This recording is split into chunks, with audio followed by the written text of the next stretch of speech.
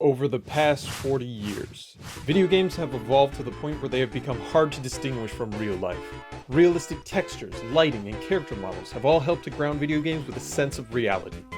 The modern AAA video game usually has millions of polygons and triangles, seeking to immerse us in their highly detailed worlds.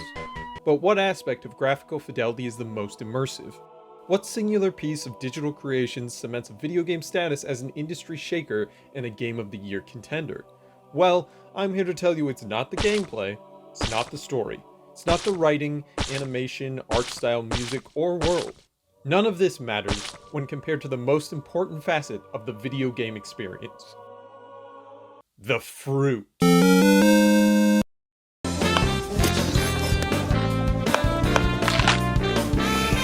Video game fruit has a rich and storied history. It first became relevant when a little yellow puck boy needed a snack. These cherries became iconic and broke the glass ceiling for a video game fruit everywhere. Cherries were just the beginning, however, because after Puck was Monk, and Monk brought the yellowest fruit of them all.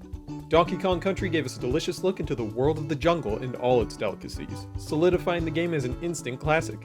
Donkey Kong wasn't the only SNES mascot engaging in the consumption of the produce variety. His old nemesis Mario finally tasted the forbidden fruit when he rode Yoshi in Super Mario World. By the end of the SNES era, it was safe to say fruit was not leaving video games anytime soon.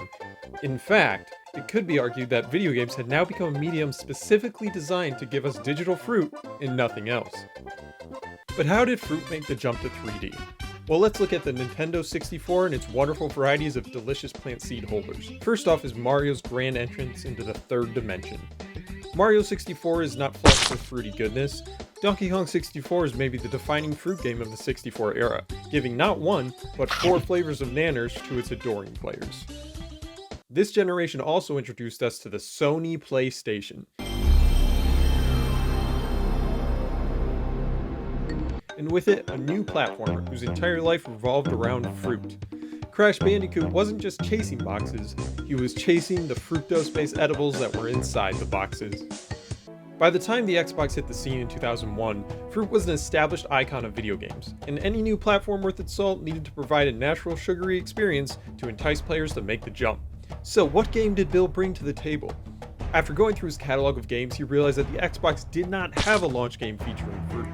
So he spent $375 million to get Rare, the pioneers of fruit-based games on the Nintendo 64. They didn't have a fully fruit-based masterpiece for the original Xbox, unfortunately, but they did remake Conker's Bad Fur Day.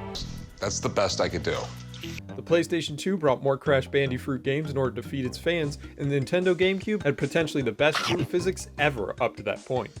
Super Mario Sunshine is divisive in the Mario community, mostly because people were left in awe after seeing the melons this game had, and their brains could not comprehend the next-gen fruit that they were seeing. These fruit propelled the GameCube to be the most popular Nintendo console ever!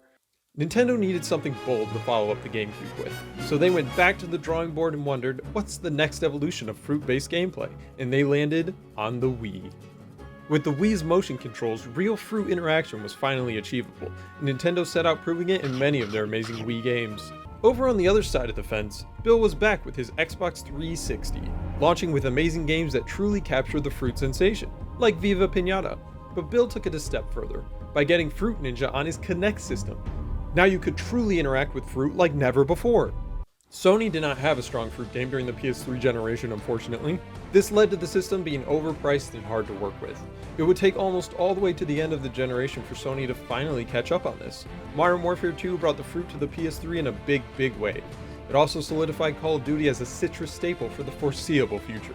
So here we were, about to start a new generation of video game consoles yet again.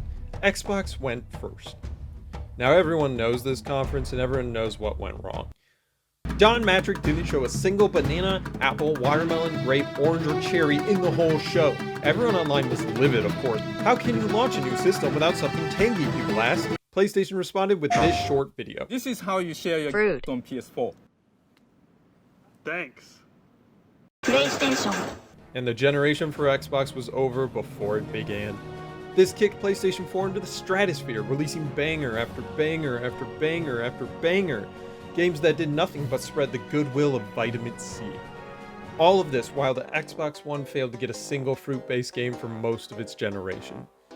Eventually, Rare got Sea of Thieves out to provide for the starving Xbox fanbase, but was it enough? For many people, the Xbox Series X was the last chance for Phil to fix this horrible problem. The PlayStation 5 already has the ultimate fruit-based video game, the culmination of everything that came before it. The one, the only.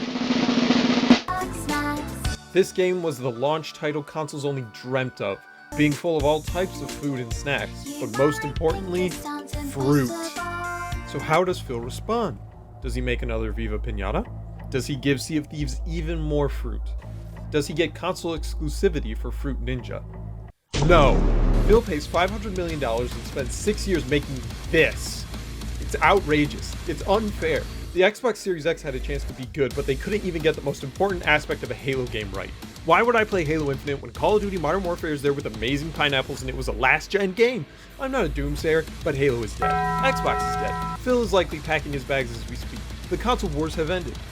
This fruit was the last strawberry, and will now serve as a tasty reminder that cheap fruit just doesn't cut it in today's environment of deep, delicious, tangy, sweet, and most importantly, fruit-based video games. God bless fruit, and God bless America.